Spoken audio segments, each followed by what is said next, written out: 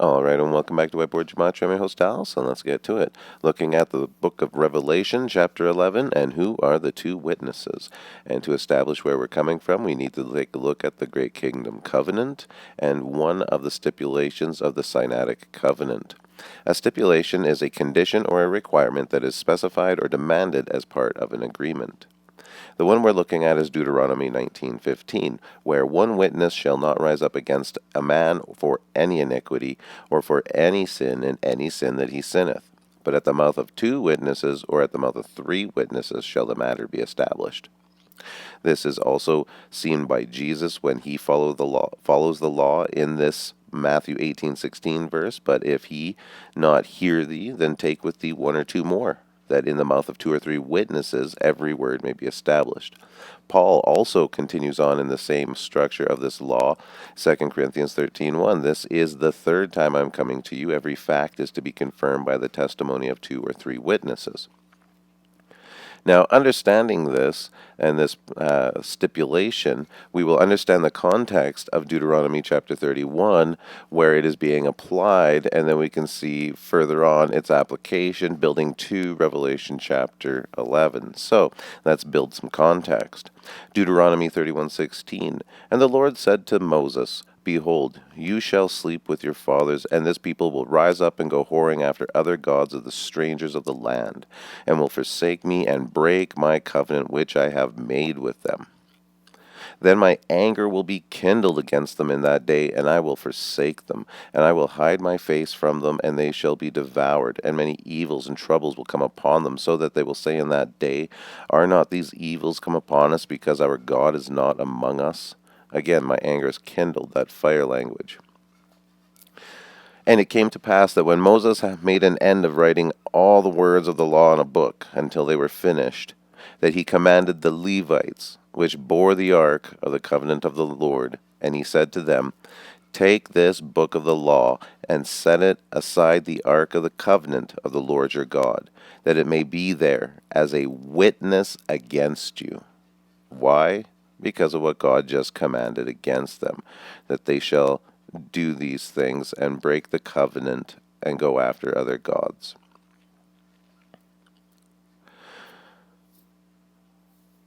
Zephaniah 3:8 in the prophets now. Therefore wait for me, declares the Lord, for the day when I rise up as a witness. Indeed, my decision is to pour out on them my indignation, all my burning anger. For all the earth will be devoured by the fire of my zeal. Wait for me by the power of my zeal and the fire. I will be the witness. So we have the prophets talking about a witness coming. We have God established the witness of the law in that he himself proclaimed his own witness against them before it happened. Then we get to Revelation 1:5. And from Jesus Christ, who is the faithful witness and the first begotten of the dead, just as a witness would be coming and was told to us, and would bring with them all burning judgment. And here's Revelation 1:5, and Jesus, who is the faithful witness and the first begotten of the dead. So Revelation 11, who are the two witnesses? Revelation 11:3. And I will give power unto my two witnesses, and they shall prophesy 3.5 years. Jesus' ministry was 3 years, and so some. Even according to the scholars, interestingly. Revelation 11:5. And if any man will hurt them, fire proceedeth out of their mouth and devours their enemies. And if any man hurt them, he must be killed in this manner. So if any man hurts them, fire is going to proceed out of their mouth to devour them. And if any man hurt them, he will also be killed in this like manner. But they cried out, away with him, crucify him. Pilate saith unto them, Shall I crucify your king? The chief priests answered, We have no king but Caesar. Then delivered him over to be crucified, and they took Jesus away where they crucified him. So they If any man will hurt them, fire proceedeth out of his mouth to devour them, and in any manner in which he be hurt. And Jesus was delivered over to the Romans. And fire devoured Jerusalem and the temple because of the Romans. So in the same way in which Jesus was harmed by the high priests and everything that they have was harmed by the Romans. And with fire. For a fire is kindled in mine anger, and shall burn to the lowest parts of hell, and shall consume the earth with her increase, and set on fire the foundations of the mountains. I have come to send fire on the earth, and what if it be already kindled? Revelation 11:7. And when they shall have finished their testimony, the beast that ascendeth out of the bottomless pit shall make war against them, and shall overcome them, and kill them. Well, we just saw who the beast was.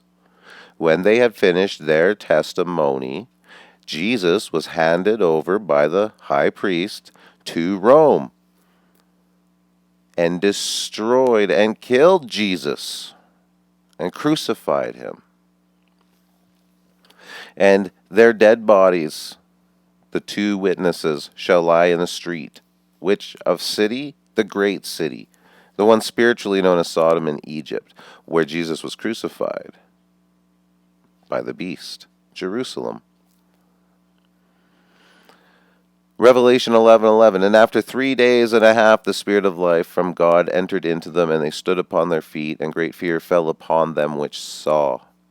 And Jesus responded, saying, Destroy this temple, in 3 days I will raise it up. And that he was buried, and that he rose again the third day, according to the Scriptures. And after 3 days, the Spirit will give him life again, and he will stand on his feet. It's fascinating. Revelation 11:12. And they heard a great voice from heaven saying unto them, Come up hither. And they ascended up to heaven in a cloud. And from Daniel, who prophesied of the coming of the Messiah, who after 3.5 would be cut off. Well, he said also of the Messiah, I kept looking in the night visions, and behold, with the clouds of heaven, one like the Son of Man was coming, and he came up to the Ancient of Days, and was presented before him. And they heard a great voice from heaven saying unto them, Come up. And they ascended up into the cloud of heaven. Acts 1:9. And when he had spoken these things, while they beheld, he was taken up, and a cloud received him out of their sight. And it came to pass, while he blessed them, he was parted from them, and carried up into heaven. Revelation 11:15. And the seventh angel sounded, and there were great voices in heaven, saying, The kingdoms of this world are become the kingdoms of our Lord, and of his Christ, and he shall reign forever and ever. The seventh angel sounded. The kingdom has become, because he had the witnesses go up to heaven and give their testimony, and his Christ. The kingdoms of this world have become his forever and ever. So who are the two witnesses? God and Jesus.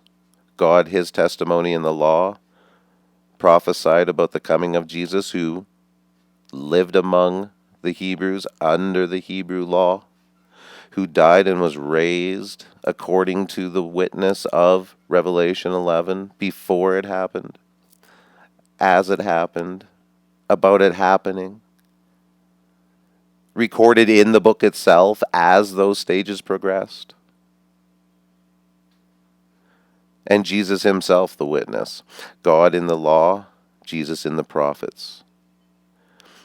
Which said, He shall build a house for my name, and will establish the throne of his kingdom forever. I will be his father, and he shall be my son.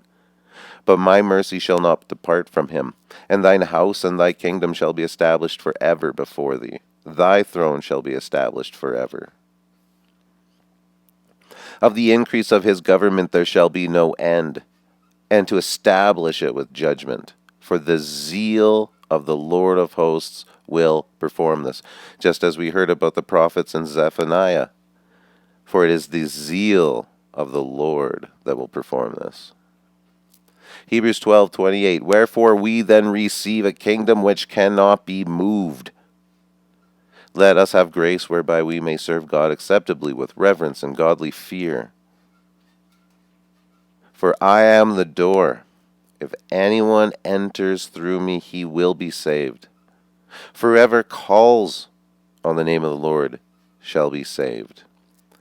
Because God so loved the world that he gave his only Son, that whoever believes in him will not perish, but will have everlasting life. Wherever you are, I hope this finds you well. God bless.